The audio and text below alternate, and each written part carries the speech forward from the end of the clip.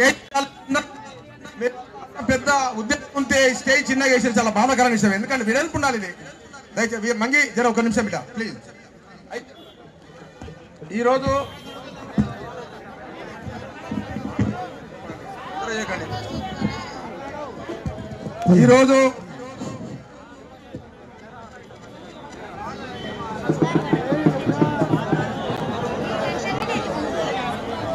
లక్ష డబ్బులు 1000 గొంతుల కార్యక్రమానికి ఈరోజు మందకృష్ణన్న మరి రావడము